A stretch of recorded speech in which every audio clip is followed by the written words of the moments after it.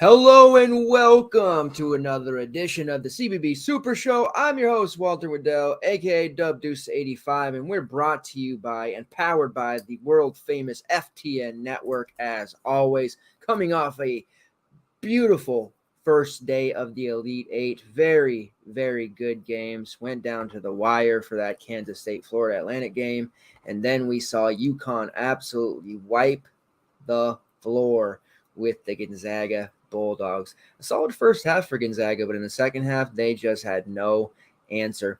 And yes, Drew Timme, Mr. Chalk Drew Timme, did have a 12-point, 10-rebound double-double, but clearly not good enough. He was getting bullied by Donovan Clingan in the first half. Sanogo was all over the place, damn near had a triple-double. That physical front court presence of opposing teams has always been able to push Timme around. I know he's got good stats usually against some of these better teams, but you see it when you watch the games. That physicality really bothers him, and he just was not himself today.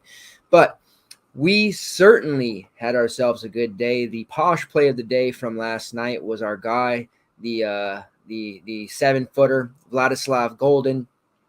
14 points, 13 rebounds, 2 assists, had a couple of blocks, 6 of 11 from the field. He had that monstrous dunk where, his defender tried to flop. No call, just a straight dunk stare down. Vladislav loving it. We had Brian Greenlee knock down a whole bunch of threes for us as the value piece. Then there could have been a possible stack there if you played Janelle Davis or Elijah Martin. Both of them went off. You could have theoretically ran that 4-man FAU stack and gone off and really, really put up a big number. But those two, Greenlee and Golden, were two we were high on. We ran them. On the other side, for a second straight Kansas State slate, we ran my man Nate Tomlin over the chalkier Keontae Johnson. A second straight slate. First slate, Tomlin pretty much matched him 30-all. This time, the foul trouble for Key. He was only able to play 18 minutes. Tomlin, 33, 14 points, 6 rebounds, a block, 2 steals, even hit a 3 for good measure. A solid game, outscoring Key. That really set us apart from the field. And then the fact that we, again, were really pushing that Drew Timme fade. I know the Timme fade from the last time Gonzaga was on the slate. Obviously, he scored 60, but we had such a monstrous slate that it didn't hurt us at all. We were really happy that night, remember? We played Marquise Noel today over Timme. Man, the kid just went nuts. 5 steals again. That's 10 steals in 2 games, 30 points, 12 assists, 3 rebounds. Really, really good performance. Put the team on his back. The Harlem kid put the team on his back. And Kansas State really had a nice opportunity there at the end. They didn't need a 3. They got that really puzzling decision by Noel where he drove straight at Golden. And obviously he had a layup there, but his shot was altered. You got a 7-footer, right there in your face. I'm not sure what he was trying to do. Obviously, maybe trying to draw the foul, but really could have probably processed that one a little bit better. They did come back. Michael Forrest, who comes to the free throw line and hits 2 free throws like he does it all the time. Amazing, the ice in his veins. But they come back. They get that easy 2. The defense, Golden comes out to Noel, makes a mistake there. He finds Nate Tomlin for the easy 2. Puts them back in a position here. Forrest goes to the free throw line again, knocks down another 2 free throws. Just 4 straight cold-blooded free throws by Michael Forrest, which I just couldn't even believe. I thought for sure he was going to miss at least one of those, and he wasn't rattled at all. Then they get one more opportunity to send it to overtime. Everybody and their mother thinks that Noel is going to take the shot, right? Like he has to take the shot. Just unbelievable. I mean, I don't know what happened there. I told you this on the other night when the Gonzaga UCLA game ended. Hawkes threw the ball in, which I didn't really love. Tyker took that shot, which he got a good look at it. But those end-of-game situations when there's no timeouts or kids are confused, they freeze up. I mean, that's a really high-stress situation. Think of the most stressful outing or the most stressful event in your life that's ever happened. Times a million. That's really that situation. Think of how stressed out and just dreadful it would feel to be having to put a shot up with your career on the line. and you're just all these things going through your head, and you make the worst decision possible. Like, I feel really horrible for him because he's going to be thinking about those two end of plays. Two of the last three plays down the court, he drives at Golden for some reason. Nothing happens. Has a nice play there to Tomlin, and then comes down. Instead of taking the shot, I mean, he's got to take that shot. He's 5'11" from downtown. He's got to take the shot. He throws it to Ishmael Massoud, who, we're all surprised that Massoud got the ball, but no one more surprised than him because he wasn't even ready to catch it. I mean, he was totally shocked, and he dropped it, and just really, really disappointing that he didn't even get a shot off. I really hate that happened to Noel because he's going to be thinking about that one for a long time. On the bright side there, when TBT starts in the summer, Marquise Noel may play for that. I'm just saying, maybe the Kansas State TBT team. And if he does, he's the type of player that just goes off. You may know about the sideline cancer MVP, Marcus Keene, my man, my team in the TBT, has all those monstrous games in that tournament. I could see Noel end up doing something like that and maybe getting the call to the G League if he does, because he had a hell of a tournament. It's only 5'8", he's pretty damn short, so it's going to be tough, but that type of player in a scoring machine like that could have a nice summer at the TBT. So I don't think we've seen the last of him in our DFS and prop betting lives just yet, but really sad to see that happen. Kansas State, a great season. Their own fans didn't think they'd even make the NIT. Here they are on the cusp of making a Final Four. Really amazing. This tournament's been fantastic. We told you there's going to be a bunch of parity. We told you there's going to be a really good chance for non-1 seeds to make the Final Four and beyond. And here we are with Randall's Florida Atlantic team in the Final Four. Ridiculous. We get UConn in the Final Four. That was one of our teams that we picked to the Final Four, so getting them there, that's exciting. Now we've got the Texas-Miami matchup on tap tomorrow. We have Creighton and San Diego State. It's just nuts to think that one of the Final Four matchups is going to be Florida Atlantic versus the Creighton San Diego State winner. This is just phenomenal. We're going to remember this tournament for a very long time.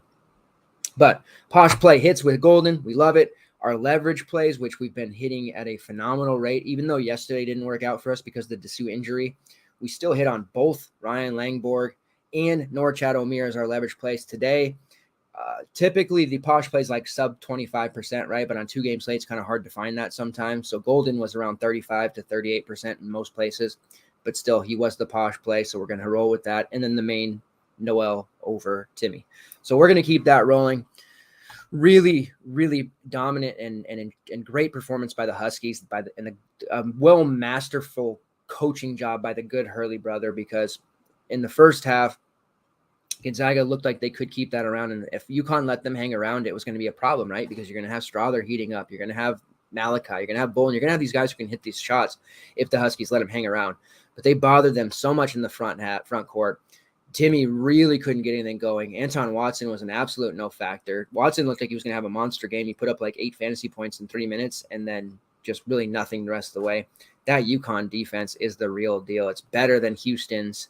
It's better than Texas. This defense is the best remaining in the tournament, and quite possibly the best of any college program we have seen this season. Andre Jackson, another great game as well. Hawkins, another nice game. Newton had an okay game. Sanogo flirting with a triple-double there for a while. Caravan, my man Caravan, he's growing up. He's hitting threes, hitting big shots.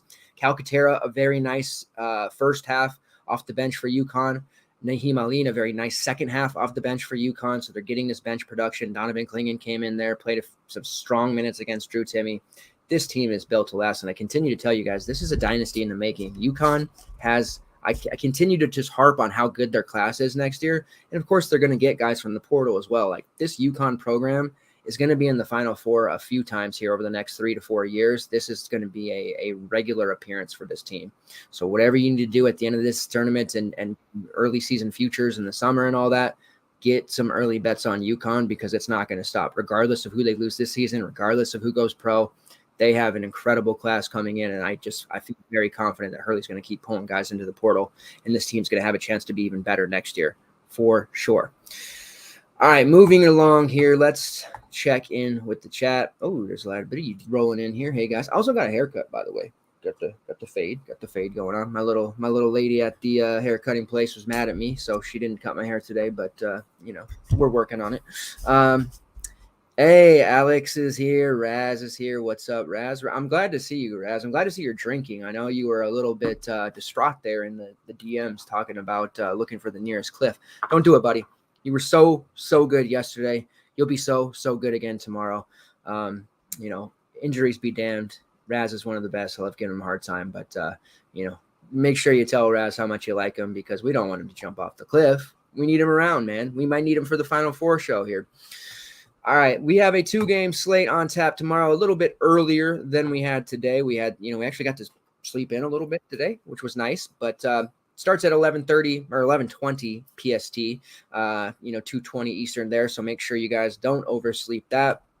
Still have the 20K to first tournament at the $18 level, another shot at the 10K to first in the 222, and a 3K to first 44, and the single entry 64, so still some really nice tournaments there. I know 2-game slates, there's such a slim margin for error there. You really have to hit either your leverage plays out the park, or you have to be able to, have no guys go under like 3.5x to really make any money on these 2-game slates. And it's really tough, but I'm confident. You guys are confident. The Discord for FTN is extremely confident. I'm seeing a lot of green screens there. I'm, no color blindness here. I'm loving seeing the green screens, and it's definitely something that gives me a warm, fuzzy feeling inside when I win, of course. But I like seeing you guys win just as much, if not more. So I'm very, very happy, very proud, and I'm ready to roll into this 2-game slate here to determine the next 2 and final 2 members of the Final Four.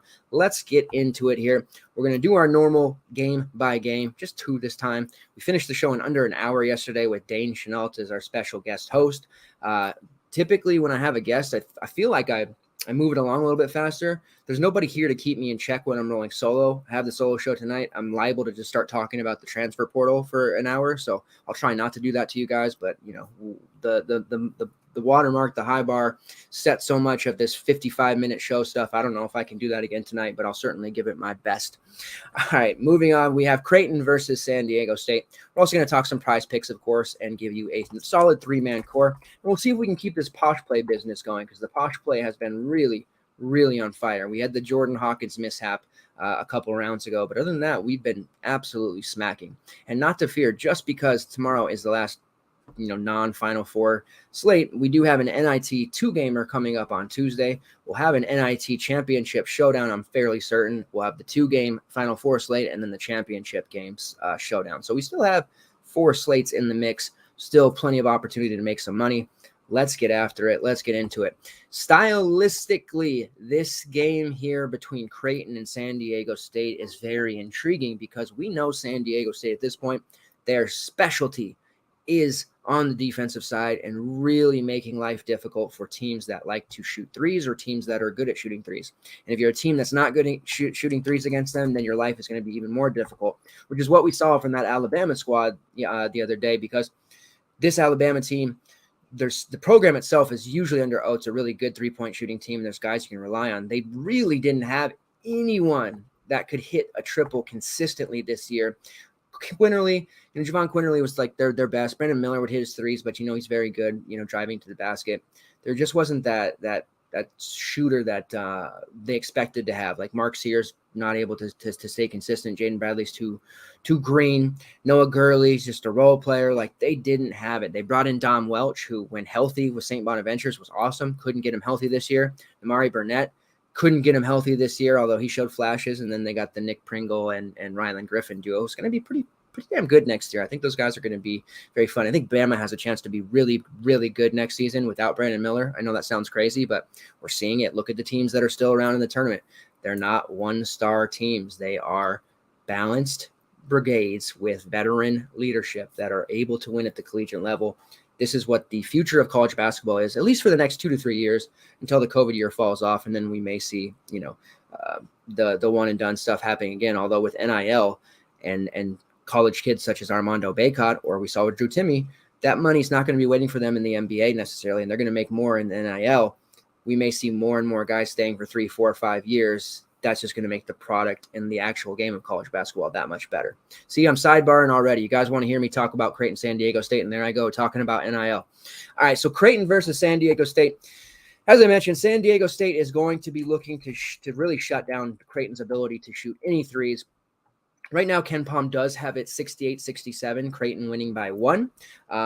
The interesting thing here is obviously Creighton, they're known for their very strong offense. Most people, when they talk to me about Creighton or they ask me about Creighton, it's, this offense, how can it be stopped? But they have a top 15 defensive efficiency as well. So they're definitely going to be able to hold their own. And the San Diego State team, obviously, they're a lot like Tennessee in that the offense, it goes through growing pains. They don't really have a reliable scorer anymore. It should be Matt Bradley, but he hasn't really been that. And he got into foul trouble last game. We know Brian Dutcher is just not going to play guys with 2 fouls. We saw that. So things are going to be difficult for them already against Creighton. But the Aztecs defense is playing at such a high level that if this game ends up being on the lower scoring side and they, again, choke it out like Tennessee does, they're going to win this basketball game. If Creighton's able to press and force things and turn it into their tempo, then they're going to win. And that's the exact thing we said about Alabama heading into that game against the Aztecs. But the Aztecs never let them get into control, never let them do anything with fast-paced tempo, turning this game into a track meet. It just never happened. It was played at San Diego State's, and they had to do the half-court thing, and Alabama just wasn't comfortable. Now, Creighton's better in the half-court, I think, than Bama is at times, so I'm not as worried about that for them. But I am worried about if somebody were to get into foul trouble, such as an Arthur Kaluma or a Ryan Kalkbrenner, or God forbid, someone like Baylor Shireman, because they just don't have the depth to really sustain the consistent production without those starters.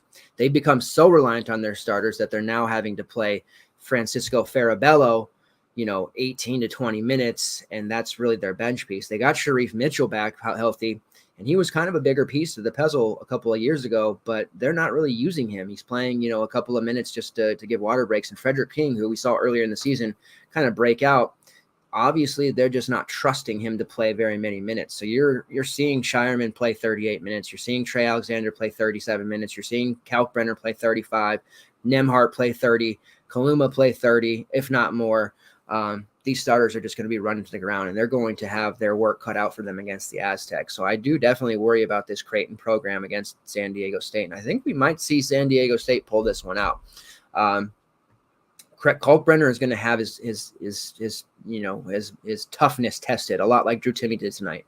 Kalkbrenner, he is able to shoot threes. We know that he's not necessarily finesse. He's a good help side blocker, but when somebody gets down on the block with him and starts, kind of banging away and doing their low post thing and initiating contact, that's just not going to be a good thing for him.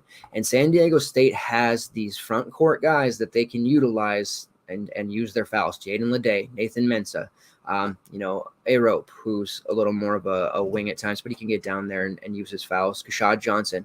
They've got the bodies to really throw down there at Kalkbrenner, and if they get him into foul trouble, Creighton just doesn't have that same, depth that the San Diego State team does.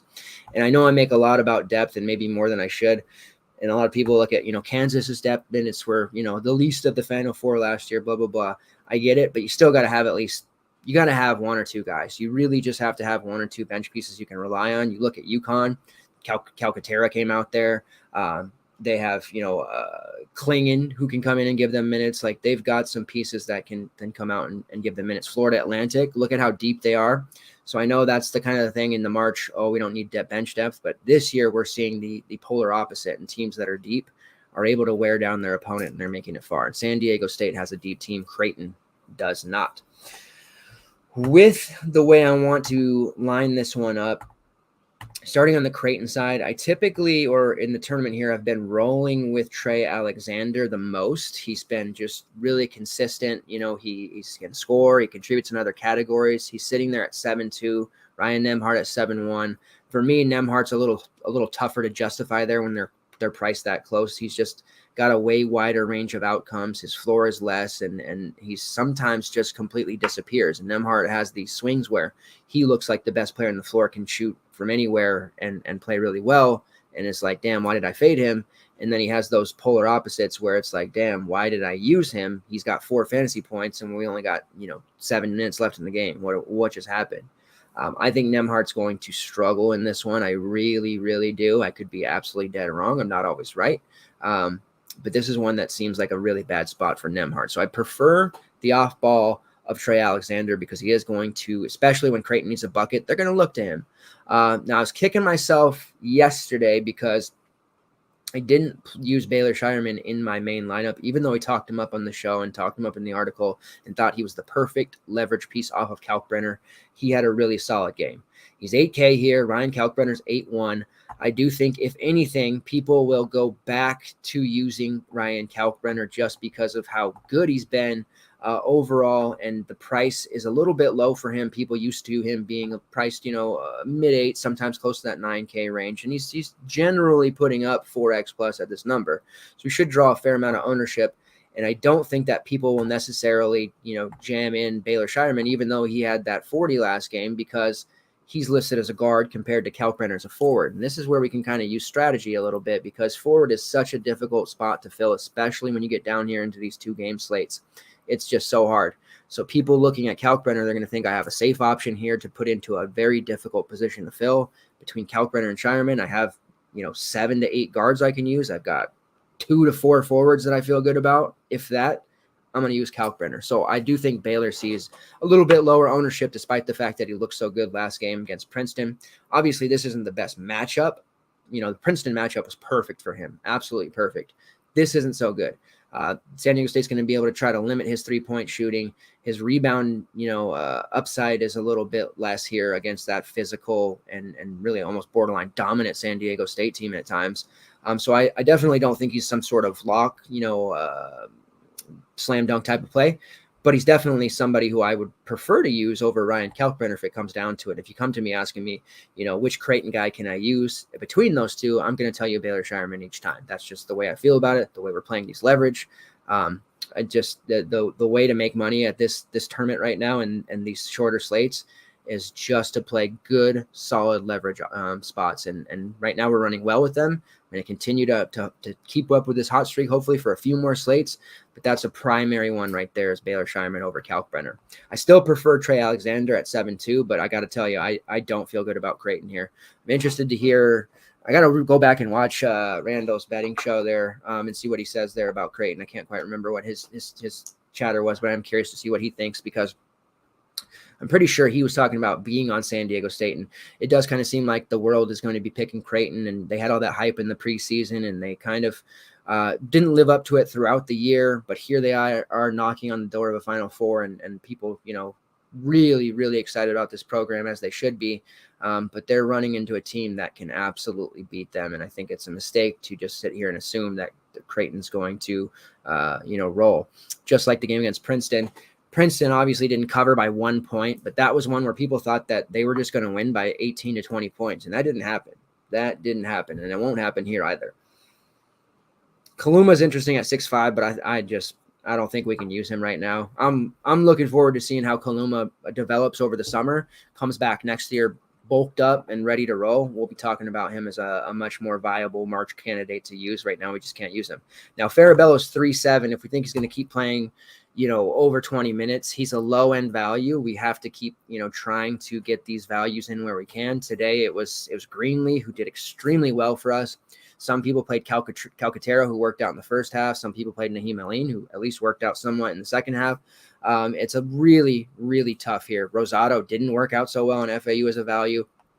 So Farabello is not really on my radar, but if you're really desperate for some sort of salary savings, you can definitely look there. The good news is this slate, there's nobody above Kalkbrenner at 8-1, so we don't have to jam in a bunch of, values who make us feel a little bit, dirty with our lineups, and we can actually build somewhat more of a balanced build, which is kind of where I sit anyways, that semi-balanced approach.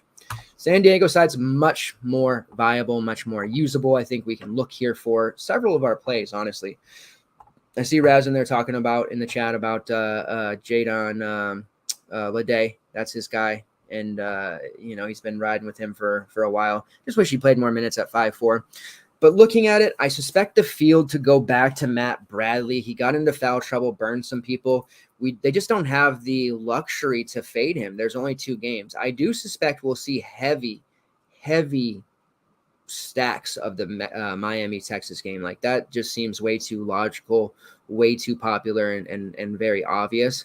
Today with the FAU game, I had my 4 pieces of that one, but I was like, damn, I should have got even more. I should have played 6 from this game, and the Gonzaga game ended up being trash because UConn is that good defensively. But I think Miami and Texas is going to get that popular stacks, 4, 5, 6 guys, and a lot of people are going to limit their exposure to this first game, and this is really where I want to be able to outplay people and win these coin flips, which isn't the easiest thing in the world to do, but there's going to be a lot of opportunity here for us to do so with SDSU because the matchup against Creighton is advantageous. What do we see Tosin Ebubuam do? He just put up a monster game against them for Princeton. What do we see our guy Ryan Langborg did? Langborg was a 31% three-point shooter this season, and he just got so confident in the tournament, and against Creighton, he was scoring at will. They were not stopping him. They were gassed near the end. They held on, of course, but Langborg was getting buckets pretty much whenever he wanted. And we're talking about Ryan Langborg here of Princeton. I'm not talking about Donovan Mitchell of the NBA. I'm talking about Ryan Langborg, and he was getting baskets whenever he wanted. SDSU doesn't quite have the offense of Princeton, but they've got guys that if they're going to be able to just burn the defense often, that can score the basketball. And of course, Bradley's the guy that would come to mind there because of what he saw him do at Cal. But the fact is, he looks really disinterested in playing basketball. I know he had the 33 against College of Charleston there in the first round. He just hasn't looked like himself this year. As cheap as he is, the 6K price is nice. It's really difficult to trust. And this is going to feel like a total chase. And I don't chase. Number one, I just rarely will ever play a guy because he did well the game before. That's just never something that happens in my research. There's never a reason for me, but I have to specify because it does bother me when people think that I'm recommending a guy because he did well last game. But seeing how well Langborg did there, I feel like Darian Trammell has the opportunity, and he got his confidence back last game against Alabama after some struggles here in the midseason. A guy that's going to go out there and get him a bucket. They bring him in from Seattle U as a guy that can absolutely light up the scoreboard, can score from all 3 levels. There's just been a lot of, the beginning of the season, he looked fantastic. It was a great get out of the portal for SDSU. And then they hit that midseason lull offensively, and he just could not get the ball into the hole, and he lost his confidence. You watched San Diego. It was about like late January, early February. There were a string of games where he played Fresno State, UNLV, and Boise State, and I think there might have been a game in there with Utah State too, but I can't quite remember. I have to go back and look, and I don't want to waste your guys' time. But he really was bricking during those 4-game stretch. Just was hanging his head, bricking every shot. I mean, there were some points where he was not even like, he'd get the ball right and got the guys looking to shoot, no movement towards the hoop, just getting it, looking, and passing it right back. Just confident shot. Coming into the tournament, I'm really worried about a kid like this, but in the Charleston game, shot 1 of 7, but he woke up a little, get up against Furman. Furman pushed them for about half of a half, right? And then they woke up. He had a couple threes. They took that lead. They never relinquished it. They buried Furman. They looked incredible in that game. And Trammell was really, really good when he hit those threes. When he had 21 fantasy points, like, you're not going to look at that and be like, wow, he wasn't that good. But just him sparking them with a couple threes was huge. And I think it's going to be one of those situations, Captain Cliche over here, they'll go as far as he takes them. Not Matt Bradley, not Jaden Leday. I'm sorry, Raz, but they'll go as far as Darian Trammell can take them. And after seeing him shoot 16 times against Alabama, a defense of Alabama that is truly, truly scary and very good, and hit 3 triples, got to the hoop whenever he wanted, basically against Alabama. We just saw Langborg get buckets when he wanted. I think Trammell can break this Creighton defense down as good as it has been. I think they're just running ragged a little bit. That lack of depth is going to hurt them. There's going to be times when Farabello comes in to give water breaks to the various, Nemharts and Alexanders and Kalumas of the world. And if he gets, switched on to Trammell, it's lights out. It's definitely going to be a bad situation for Farabello trying to guard Trammell. There's 0 chance of that happening for him to be contained. So I like Trammell. 5'7", it's like, damn, I would have loved 4-5 here, but he would have been super chalky. So at least at 5'7", I know that there won't be as many people coming along for the ride, and there will be people who chase and play him for that reason, and they'll end up probably getting a good game out of him, even though they're using him for the wrong reasons or using the wrong logic. This matchup is good for him.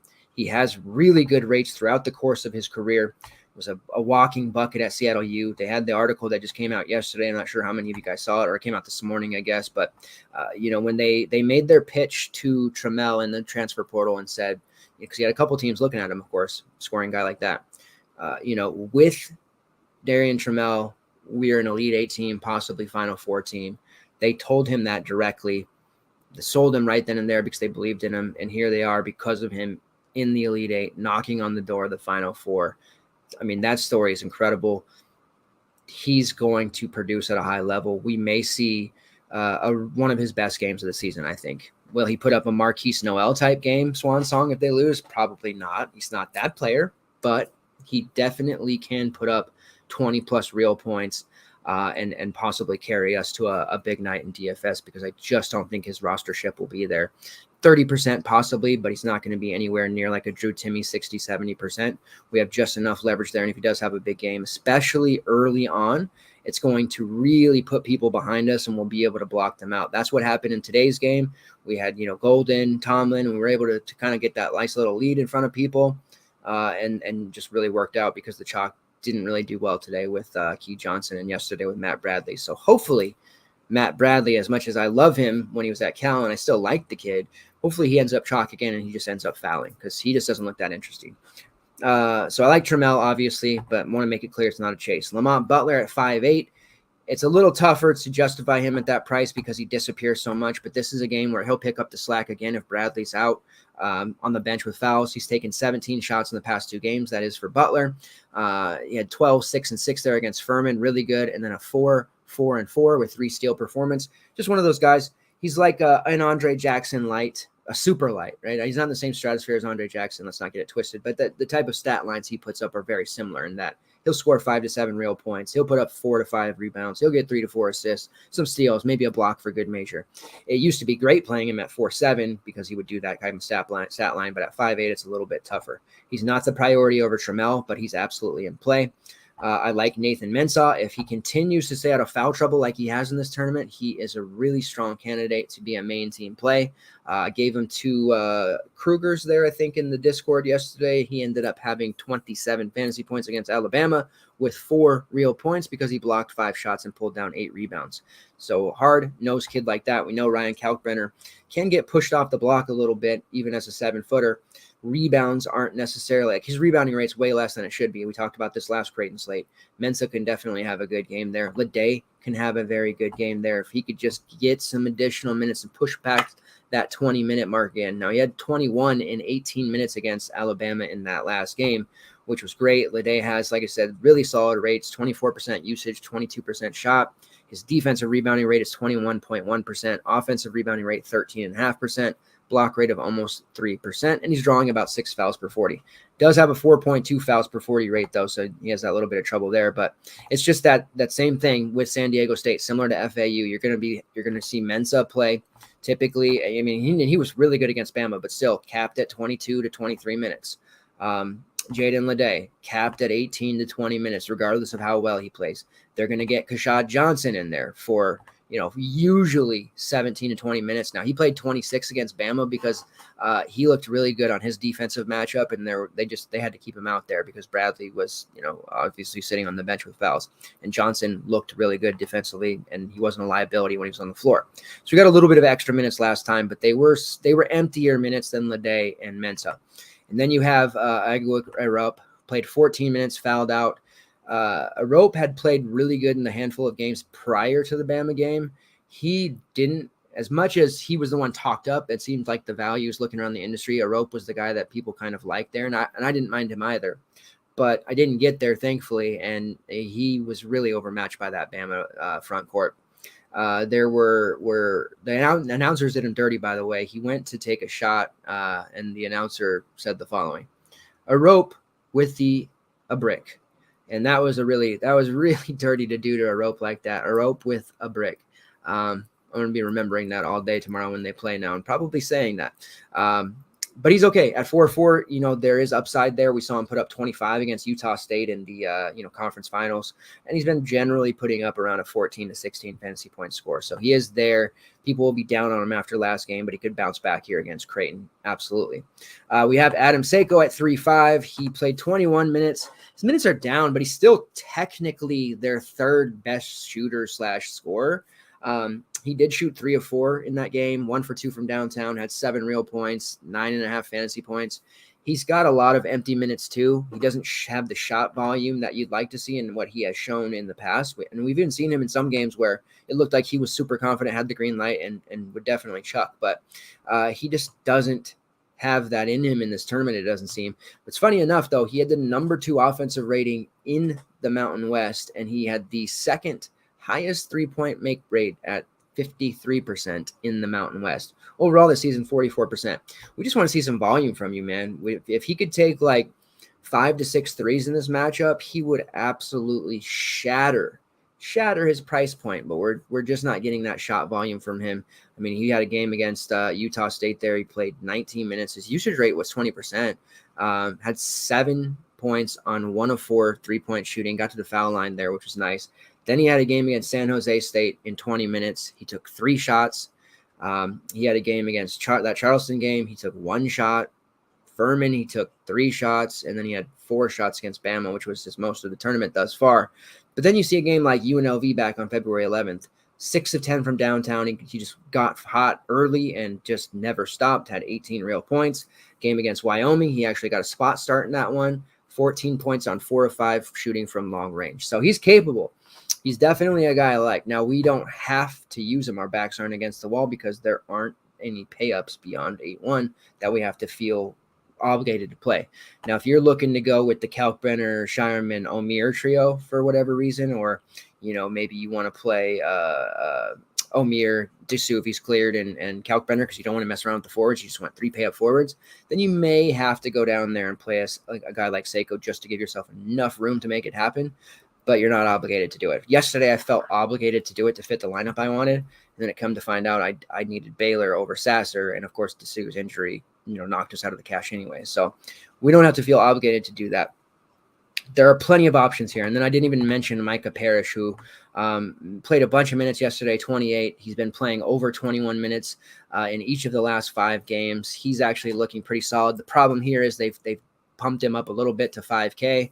Parrish, he's always been a capable scorer and contributor and has been used to playing really, really heavy minutes from his time in the Horizon League when he was with Oakland. When he played for Oakland, they ran their starters into the ground under Greg Campy, and he's used to playing those heavy minutes. He hasn't necessarily had to do that for San Diego State, and his role's changed a little bit, but he has pretty solid rates overall, and I do like him a little bit more than I would have thought at 5K.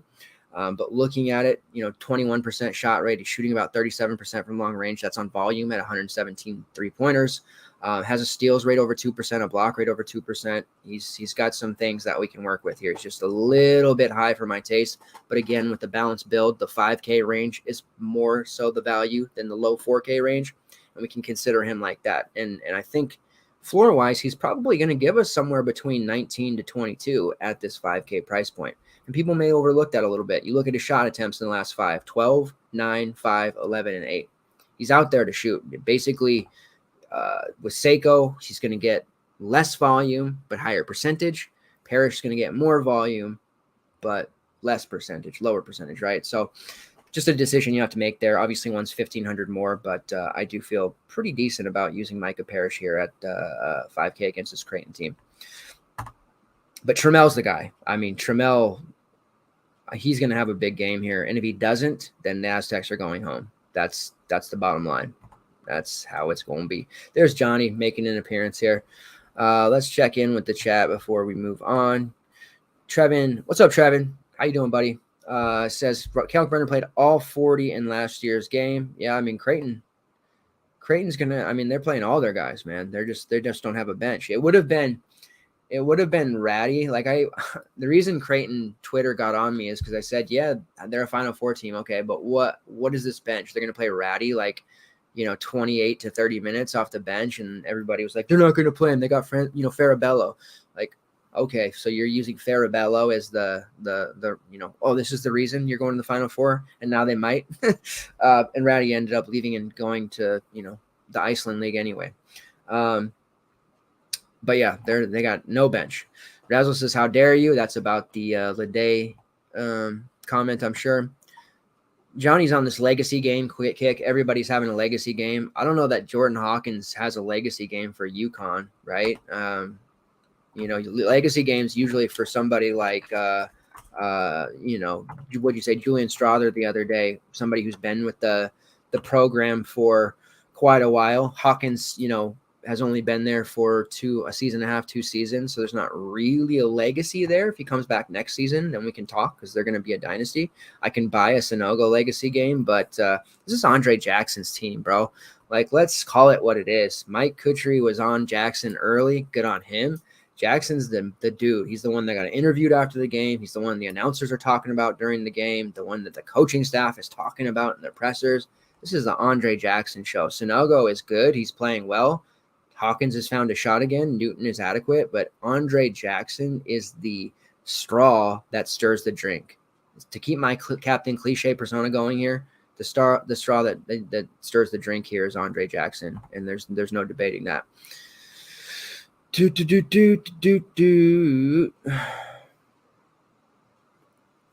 Timmy play a 5th year? I don't know. I don't know what his situation is going to be. NIL gives him a lot of money. I think he's done though. I don't know that he comes back.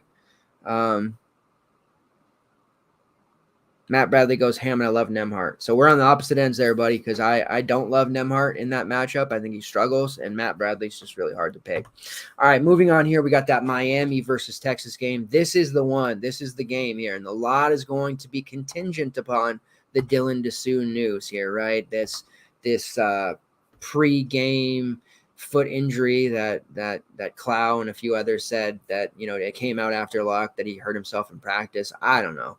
I do know that, 1.5 minutes into the game, he looked real hurt and had to go away. And that was unfortunate because that matchup was primed for another Dessou major explosion. And still about 70% of the field had willingly faded him in that spot. And we saw Christian Bishop throw 30 up on Xavier. So tell me Dessou wasn't going for 40 fantasy points in that matchup. Please try and tell me. Technically a game time decision here. I actually feel kind of good about him playing, but this is where it gets tricky. This type of injury, if he starts, you throw him in there, it flares up again like it did last game. 2 minutes in, it's just the pain is too much. He can't go. Then we're dead to rights again because the only thing stopping us right now at this moment of time is guys being injured. We're going to ride this hot streak as far and as long and as hard as we can. And I'm going to tell you right now, I'm really, really nervous about Dessou. I want him to play. I think he needs to play for my. I'm going to call him my Texas. I'm on board. I'm fully on the bandwagon of Texas and have been since right around 2 games before the Big 12 tournament started. And it's all Dylan Dessou. That's why I'm getting his jersey. I'm riding the bandwagon of Texas because of Dylan Dessou. Make that clear.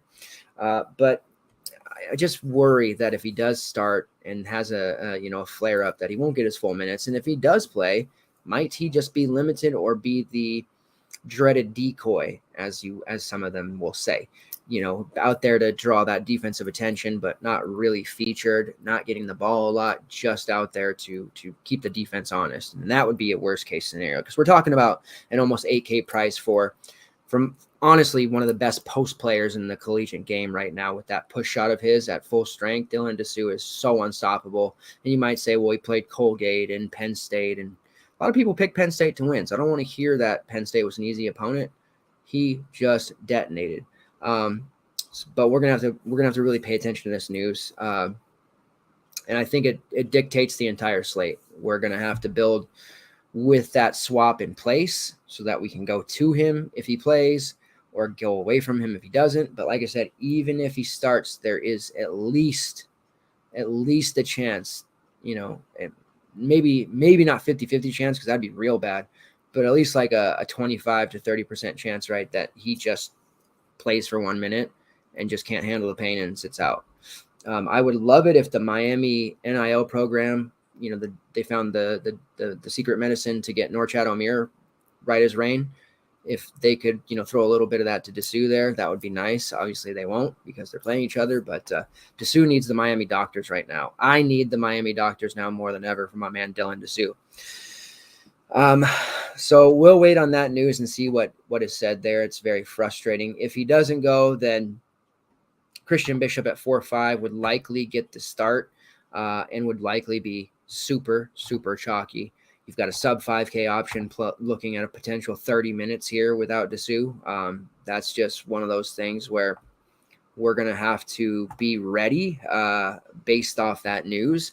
And I think have a swap in. And it's probably, if you want to be safe, you build without Dessou, and then you have your swap ready to put him in. That way, if he doesn't go, you don't have to really, do a whole bunch of changing your lineups, but you have 2 lineups ready to go and you play the one based off the situation. So as of right now, for our main teams, we're probably plugging in Christian Bishop because, like I said, he could end up playing 25 to 30 minutes in this matchup here. Is it a great matchup against Miami? Not necessarily, but we have seen front court players do their thing against Miami throughout this tournament. And Christian Bishop at 4-5 with those kind of minutes just seems like an inevitable lock to put up at least 20 fantasy points. We saw him, when he was more of a featured option with Creighton, and how his offense is actually pretty good. Just hasn't been that same type of player here at Texas, but we saw him called upon there in that game without Dessou, and he looked really, really good. So that's our main team play there, depending on the Dessou news.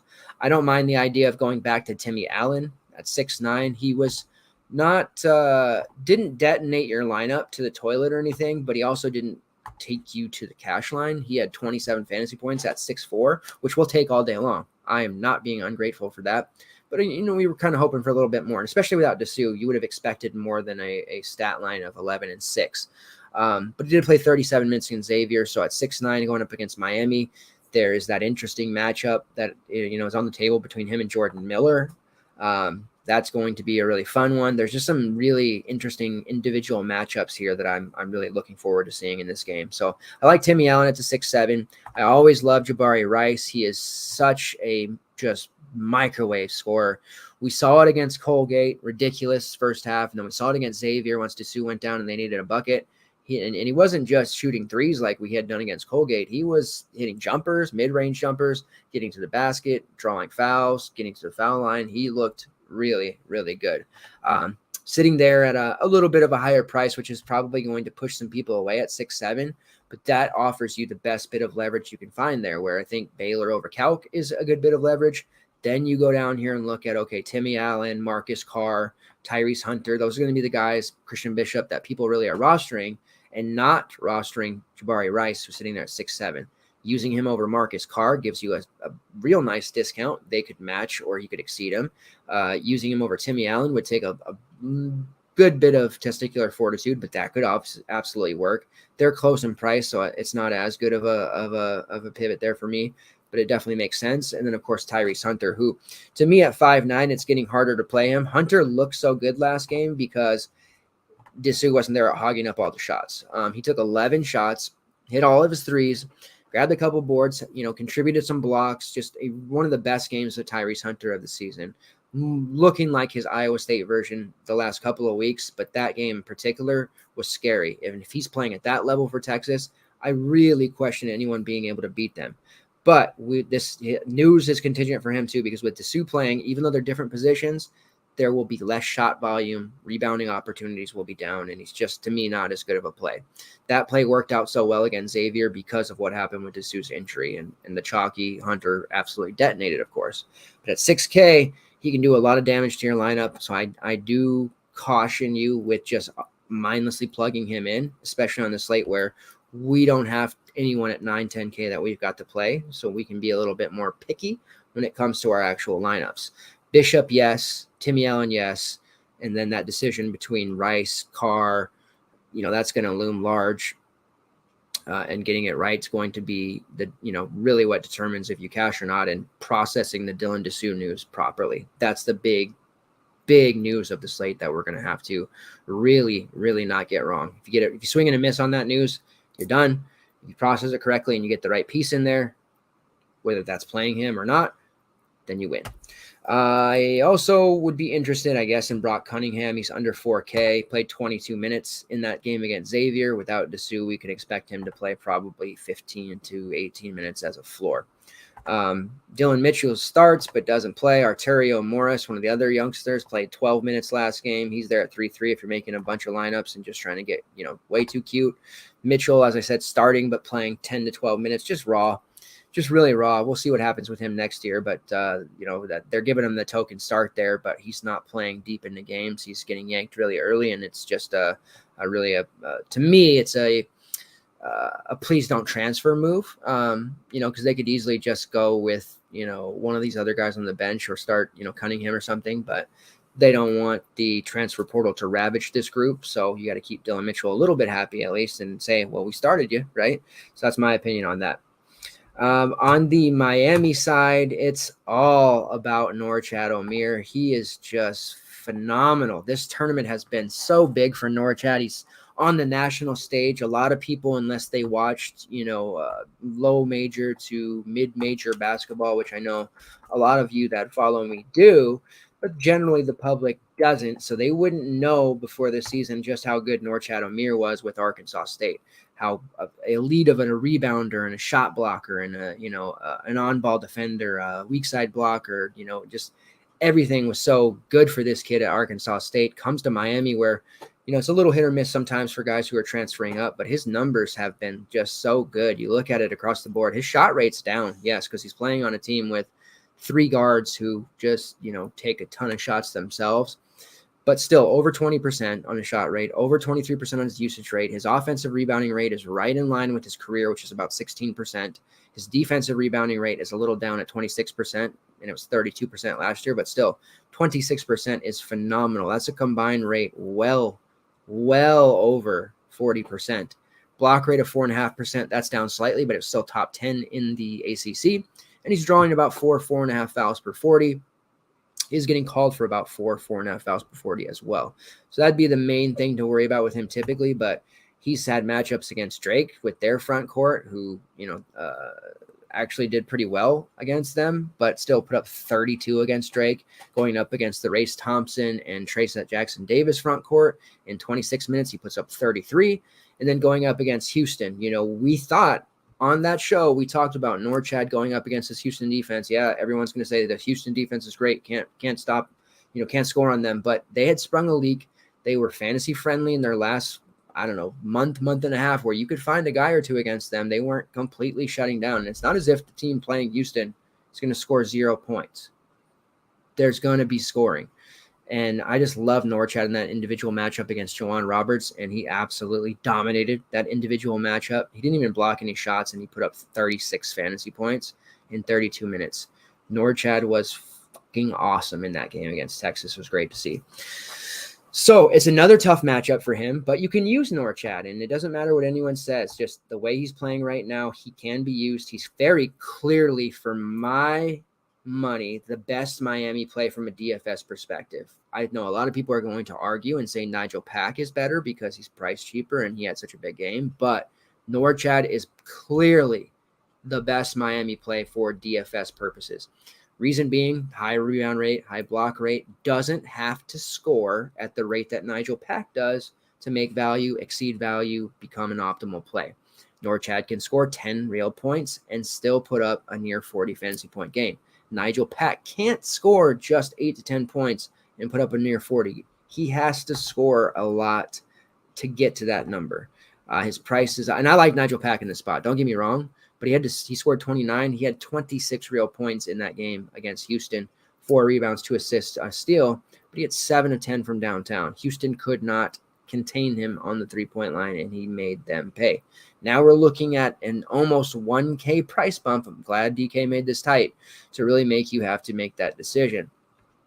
Now, looking at Texas games, let's go into Texas and see in the tournament here how good their defense has been. Going back to the Colgate game in which they won 81-61. That was one that, I really loved Tucker Richardson throughout the season and the course of his career. Really liked Braden Smith, the way that he played. But those two guys coming into it, I was really worried for them in that matchup. And Tucker Richardson, who had been putting up 35 and 40 fantasy point games in the Patriot League coming into that tournament game, was really contained. 9 points, 5 rebounds, 2 assists, 2 steals.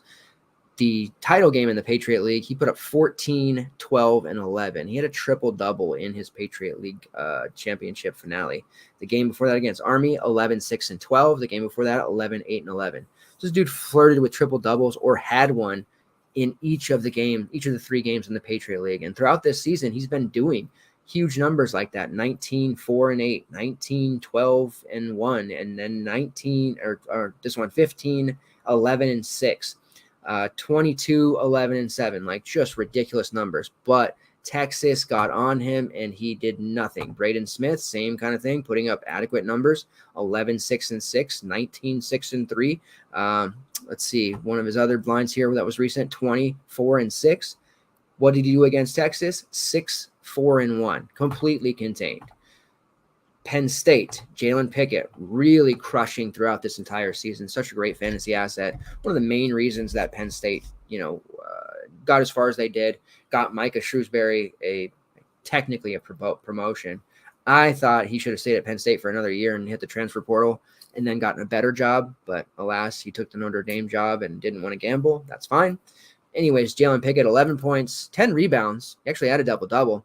1 assist, 7 turnovers, a block, and a steal. Not a good game by Jalen Pickett standards, somebody who also flirts with a triple-double often. Andrew Funk, who had been banging three-pointers the game before, was 2 of 10, 12 points, not that great. Cameron Winther had a nice game, but that's because Texas can't stop everyone. But lead guards against Texas in this tournament certainly haven't had a fun time at all.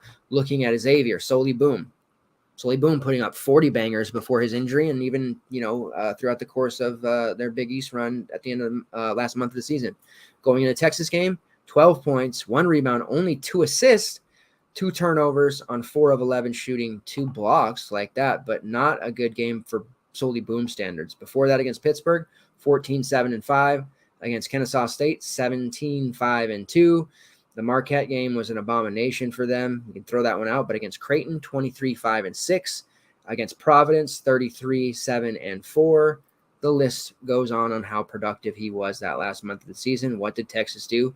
Absolutely handcuff, contain, and make him a non-factor. Adam Kunkel had 21 points because he hit a bunch of threes, but he's not the primary option there. So they weren't putting their best foot forward on him, and he was getting a lot of open looks there because of the harassment of Soli Boom. Colby Jones had 15, 7, and 6, 4 turnovers. That was a decent game for him, but he didn't have a lot of clean looks, but he did shoot 7 for 16, so not bad. But it's very glaring to see how well that they did against Boom. Desmond Cloud, the backup guard there, when he'd come in, all he did was turn it over. The lead guards or the point guards of teams against them so far in this tournament have absolutely been handcuffed. They beat Kansas by 20 in the Big 12 tournament. DeJuan Harris had an awful game. Grady Dick had an awful game. Jalen Wilson, playing out of the wing forward spot, had a nice game. TCU, they won that one by the skin of their teeth. Damian Bow, who had been crushing it with Mike Miles out for a lot of this season, putting up just huge numbers. Absolutely a career year for Damian Bow. 6 points, 10 rebounds, 4 assists, 5 turnovers in that game against Texas. And you look at it coming into the Texas game, had a 24, 5, and 9, an 11, 6, and 8, 6, 10, and 4, 13, 8, and 3, 16, 3, and 11, like putting up some really gargantuan numbers there and really flirting with a triple-double all the time. Against Texas, completely contained offensively, was good on the glass, but not a great game for him. Mike Miles did score 15 on them, but he didn't do a whole hell of a lot else, and it wasn't like he was getting a shot up. Continuing to contain the opponent's lead guard. Caleb Asbury had 16 against them in their loss. They scored 47 against Texas. Bryce Thompson was who they chose to put their best foot forward against. Bryce Thompson shot 2 of 10, 5 turnovers, 4 real points. Contained, absolutely contained. So I'm worried. I'm worried about going to Nigel Pack here. Not necessarily that he's the lead guard. You can argue that Isaiah Wong is the lead there, the alpha. But in this tournament, Nigel Pack has been way, way more assertive. He kind of walk through the season at times. And in this tournament, he's really stepped up as one of their top guards. But he's going to have a tremendous amount of defensive pressure and attention on him. And it makes it really, really worrisome for me. And if he's going to be very popular, that to me at his upper tier price, well, it's not upper tier, but the higher price than he usually has been at 6'8" is enough to push me off. Especially when Isaiah Wong's only 7'3", so a few hundred more, and I'm the Wong fader, right? I rarely will go to Isaiah Wong. We have Luka Poplar sitting there at 5'2" as another guy getting heavier minutes that can be used at the 5'2" price. Or if you want to go to Jordan Miller for less than 1,000 more, another guy that I like individually. His matchup against Texas not as difficult as what Pac's going to see. So you have to decide where you think that really strong perimeter defense is going to end up coming, whether it's Wong or Pac. I'm just going Norchad. I'll end up with one of these Miami guards as well, probably Poplar, but we'll see. Maybe Miller if I have the salary. But Norchad Omier is absolutely a lock and load in my lineup. I care not about any of his individual matchups and just feel very confident in rolling with him throughout. Another 32-plus fantasy points is in the card for Norchad. He's not priced appropriately. He should be 8.5 at this point. He's not. Keep slamming him in, regardless of what anyone tells you. Norchad Omier is one of the top plays on the slate. All right, so with that, we've got both games in the can here. A lot, like I said, to do with the Sioux. We'll see how that works out. Core-wise for me at this moment in time, Norchad Omier, 100%. Just talked about him. That's got to be a top play there. If the Sioux can't go, Christian Bishop would clearly be chalky core member number 2. Just no way around that. So we'll give you a core with the Sioux and without. So the without the Sioux playing core is Christian Bishop, Norchad Omier, and then lastly, going over to San Diego State here and looking like a chase, but as I said, it's not, Darian Trammell. So that's my non-DSU playing core. If DSU plays, Bishop is a lot less attractive, even at his cheap price, because DSU would just end up playing 30 minutes if he's crushing in there in a battle with Miami. So I would not core him there, but I'd still have interest to a degree, depending on what kind of clarity we have. But let's say DeSue's cleared. He's going to play 30 minutes. There's no limitations. Then the core there would be Norchad, Dylan DeSue, because how can I ever fade him? And that's if we spell it out for us and say he's good to go. He's going to play full minutes. So Norchad, DeSue, and then the third member of the core would be Darian Trammell. Now, if there's very limited chatter, DeSue starts, but we don't know where we stand with him. We don't know how limited he is. We kind of go into it blind. Then the core third player there between Norchad and Trammell becomes Timmy Allen. So it's going to be a Texas guy in that third member of the core, but it's just a matter of, Bishop over DeSue who's out, DeSue who's got no limitations, or we're flying blind on what DeSue's minutes are going to be like. We're just going to play Timmy Allen, and we're going to try to be as safe as possible with that spot and beat the rest of the field somewhere else. So that's how I'm playing it. 3 different, scenarios, and we'll just see how it goes throughout the morning and into that game. Posh play of the day. It's getting difficult because I wasn't sure. I thought Golden was going to be more like 20 today, 20%, but his price was a little too cheap, so that's what pushed him up. So looking at it, it's going to get, like I said, a little bit more difficult. I think the Posh play for me has to be, and it's too risky to make it Trammell.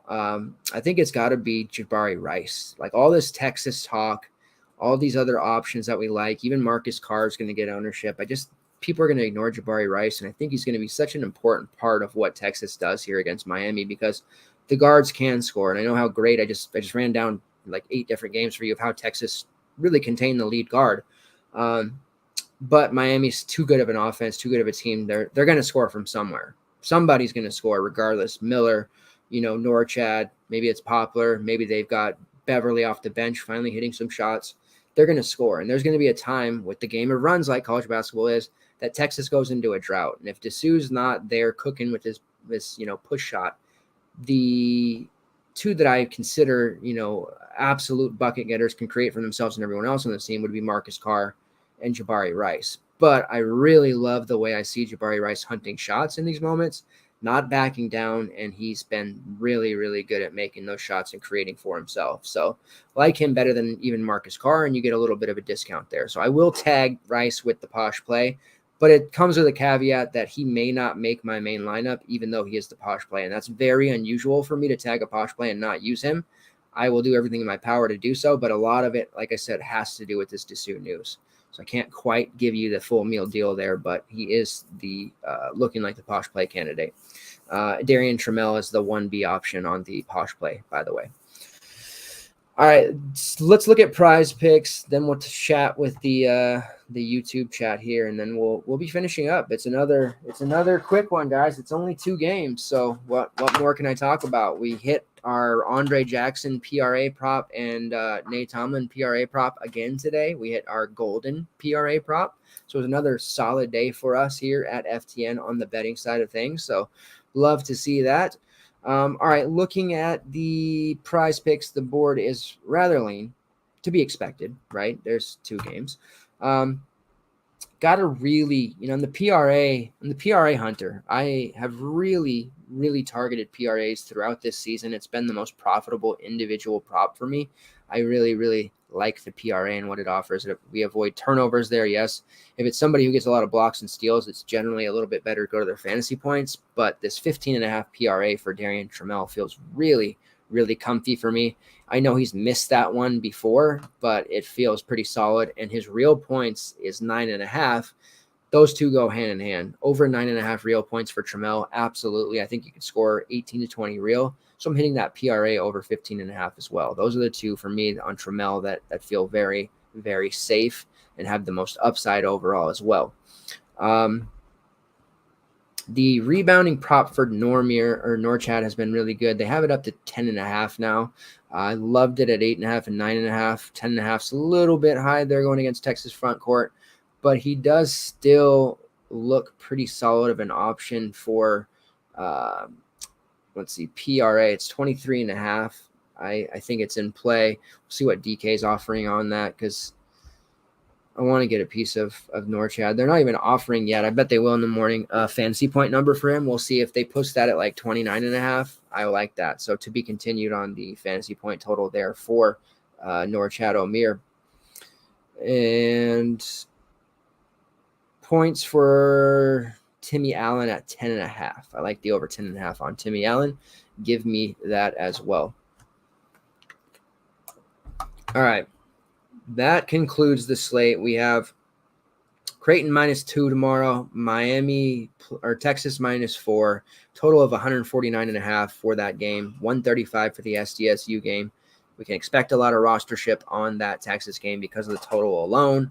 Looking at their player props real quick, let's see what they're offering for Norchad, because they'll have something. They're also doing 23.5 at -125. I still like that. I still really like that. They are giving +100 on Jabari Rice over 20.5 PRA. I just feel like he's going to score like 18 real points there. He's got to be able to get enough to go over that. So give me plus money on that. I'm on board. Absolutely. As usual. Dessou's props are pulled off the board for obvious reasons. Wooga Poplar has a PRA number at 14.5, but it's -130. I like the over there as well, regardless of any juice that we might have to drink. Trammell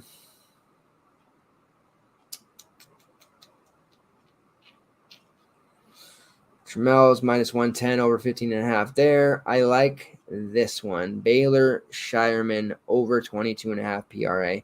It's -125, but we can parlay that one if we want to get some numbers down. We could put it perhaps with Norchad. We could put it with Jabari Rice at the +100. That's going to make it look real good. I'm okay with any of those combos, and I'm going to put a couple of those in the tracker for tomorrow's games before they start. So if anybody's looking to tail at their local book, you can do so. We've been hitting the props pretty freaking good in the tournament here. Jadon Lede for Raz over 14.5 PRA, if you like that one. The rebounding prop, let's take a look here. It's also 10.5 on DK, and it's -130 there. So it's just a PRA or nothing, I think, on Norchad. I'm not going to pay that for his rebounds. I think he'll get it still, but there's no value in that. Jesus. Kalkbrenner's rebounding prop on DK is 5.5 at plus 115. Man, Kalkbrenner and Sonogo early in the season had just sucked me into rebounding props time and time again, and neither of them would hit it. Now Sonogo's making his, but Kalkbrenner, I mean, he had 5 rebounds against Princeton. Like, when does he ever get 9+ rebounds? Rarely, right? I think the last time he had double-digit rebounds was all the way back in December. He should be able to hit that number of 5.5 at plus money, but Jesus, that's just such a trap. Shame on DK for laying that trap that I'll probably fall into, because good God, man. Good God. I do like the Baylor Shireman over 8.5 rebounding prop, interestingly enough, at plus 100. That might be one I sprinkle around some places as well. All right, let's check in here and see what my folks are saying.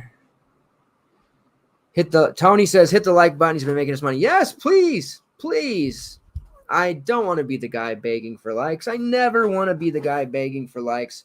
You know, I want it to be organic. You guys think we deserve it? Please help. I appreciate it. We never ask for tips or anything. You guys that sub to us, I just love that all I ask is you support the content, whether that's read the articles, check the trackers, interact with me on Twitter, interact with the show, whether it's live chat or on-demand chat. And yeah, just hitting the like button is a good thing, man. So, 350 plus of you watched last night's show, not all live, but and we got like 18 likes. So please help me out, man. Help me out by hitting the likes. Thank you, Tony, for throwing that up there and reminding people. Let's see. Neil could make Timmy stay. Yeah, it certainly could. We can talk MLB best ball action. Yeah, that would be the day. Razzle's a genius at baseball, by the way. Just like my man Pete, who comes on sometimes. Those guys, I don't even know how they do that daily MLB grind. We got MLB Dream for us here at FTN, doing that just every day like that. I mean, the March Madness grind is already tough enough, but to grind out the MLB like that. And I'm going to sidebar here for a minute. How demoralizing does it have to get for you to be running your stacks and you're doing your thing and you're just like, well, my, most expensive guy on the slate was 0 for 4 today. Yeah, man, it was, he had a good opportunity. And then your stacks are just failing. But then you have that one day, Jake Kuchek, my co-host in college football, tells me, that one day where your stacks hit and you just take over the entire slate and you nut hard. And then you go back to, well, he was 0 for 4 today. Like, man, I think my mental health is in question sometimes with the college sports, but I now I might see why Raz is on the ledge so much, because that daily MLB grind is just got to be tough for anyone. It's not one you can just dabble in. Trust me. I tried to play a slate here or there. No, during the COVID situation, I was playing KBO pretty heavy and I got really into it. But my God, MLB is crazy. Good luck with that. And yeah, I'm on the Texas train, Johnny. I mean, I've been on Texas, brother.